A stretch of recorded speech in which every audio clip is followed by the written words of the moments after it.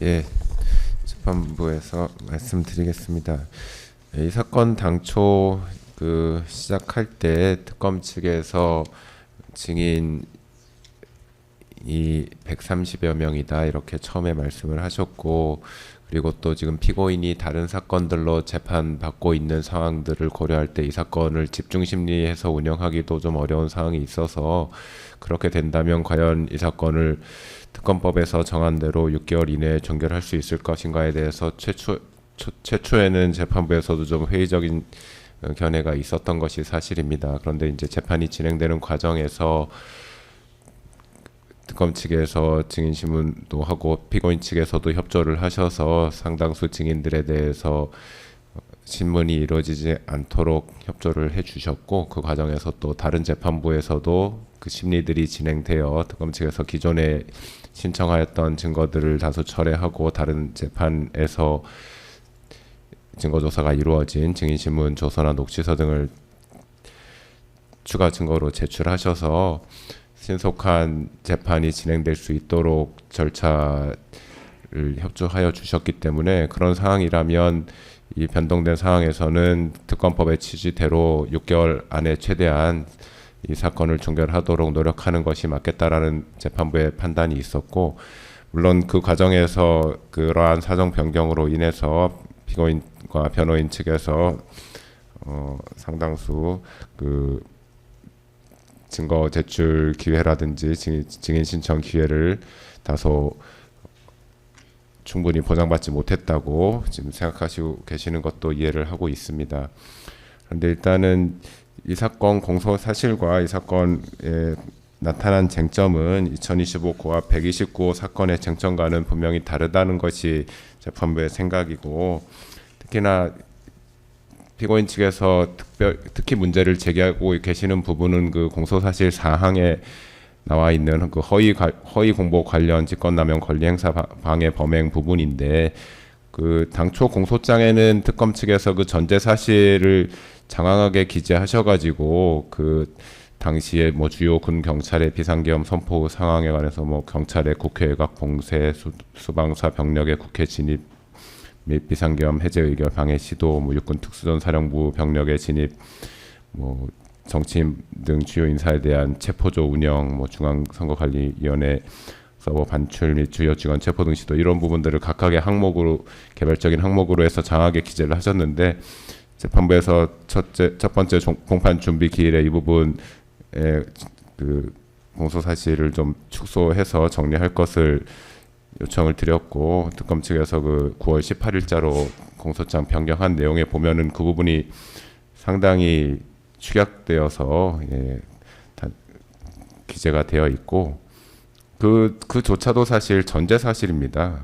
이 사건 구체적인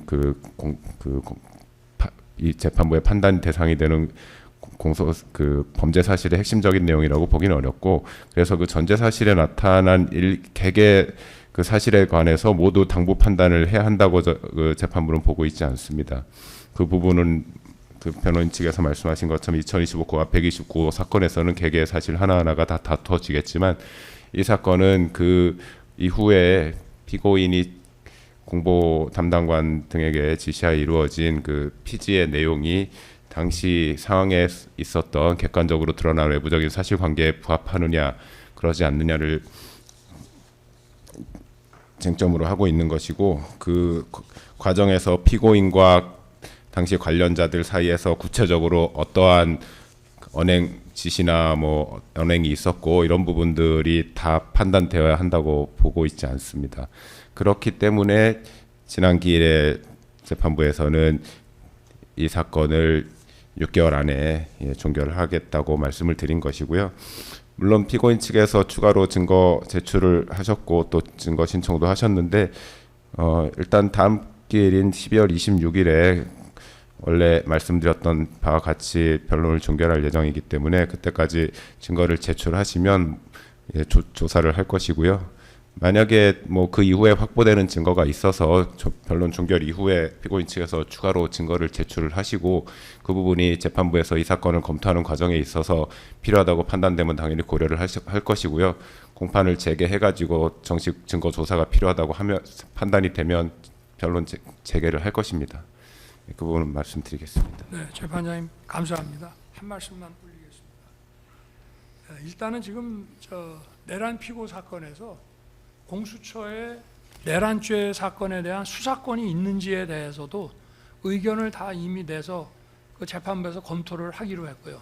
제가 지난번에도 이것이 그 절차도 중요하지만 실제로 공무집행 방해죄가 되려고 그러면 그 공무원에게 그 권한이 있어야 된다는 것이 판단이 돼야 된다고 말씀을 드렸고요. 여기 있는 사건들이 관련 안 된 게 사실 없습니다.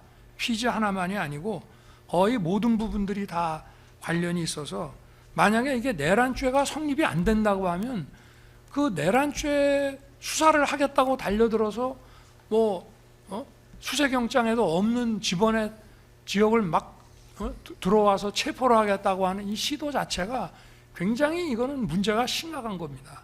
그리고 이게 재판장님께서도 소송 지휘를 하실 때 처음부터 이게 6개월 안에 될 수 없다는 생각을 하셨기 때문에 저희도 마찬가지로 여기에 대해서는 특검의 입증이 끝나면 저희도 거기에 따라서 이제 제출할 증거들과 증거조사할 내용들을 저희도 이제 수집을 하려고 했는데 특검에서 하는 거 일단 대응하는 게 바쁘고 그리고 만약에 이게 특검도 이거를 자기들이 6개월 안에 정말 그 마무리를 하려고 그러면 처음부터 얘기가 나와야 되고 저도 과거에 이런 일들을 하면서 신속하게 하려고 그러면 증거 자체를 정제된 증거로 축약을 시켜가지고 정말 재판이 신속하게 가야 되면 복사를 다 해서 복사비 받고 기록도 주고 이렇게 합니다. 근데 어마어마한 분량의 기록을 그냥 던져놓거든요.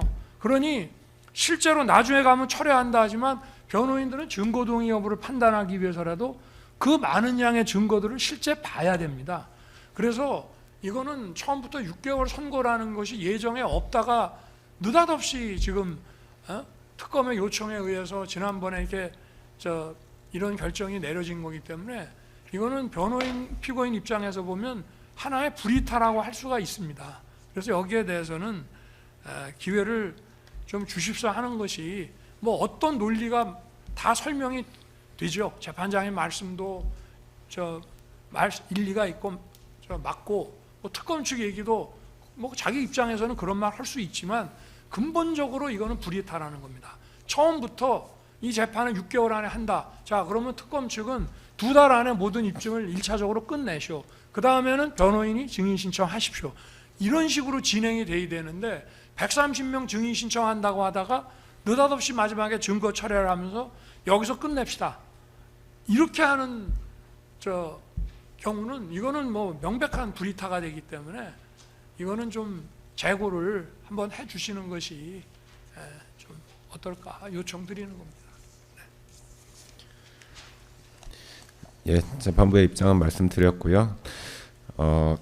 일단 오늘 피고인 측에서 증거 제출서 8로 신청하신 증거 목록을 제출을 하셨는데 이 부분 가능하시면 특검 측에도 그 사본을 제공하셔서 증거 검토 후에 다음 기일에 서중 조사를 할 수 있도록 협조하여 주시기 바랍니다.